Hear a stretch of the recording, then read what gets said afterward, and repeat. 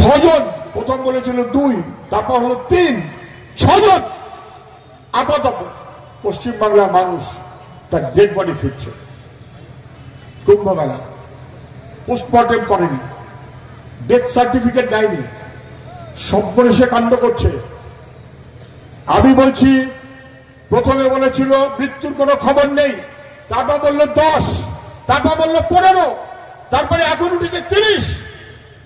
লিখে রাখুন, অন্তত 100 জনের বেশি, কত আমরা কেউ জানি না, 100 চাইতে অনেক বেশি মানুষ মারা গেছেন।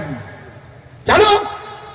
সরকার বলেছে 40 কোটি মানুষ আসবে, মুখ উজ্জ্বল হবে, ভোটের লাভ হবে, ব্যবসার লাভ হবে। 40 কোটি মানুষ কোন একটা জায়গায় হাজির হতে পারে?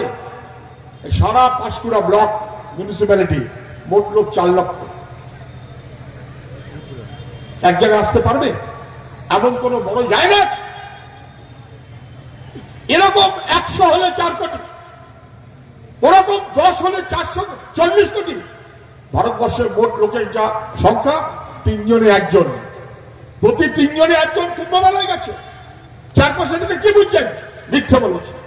40 কোটি বলেছে, 4 কোটির মতন ব্যবস্থা নেই, অপ্রতুলতা, অপর্যাপ্ত ব্যবস্থাপনা নেই। সেই কারণে মানুষগুলোর মৃত্যু হলো। Criminal act. মোদী সরকার চুপ করে আছে। যোগীর বিরুদ্ধে মার্ডার কেস নিয়ে আসা জরুরি। মুখ্যমন্ত্রীকে বলবো, বাজার বরাদ্দ করে পারলে আমাদের মানুষগুলোর মৃত্যুর দায়।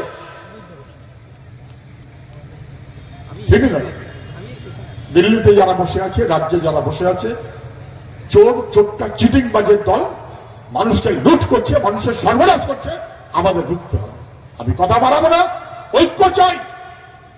স্বাধীনতার স্বপ্ন ছিল ভারত।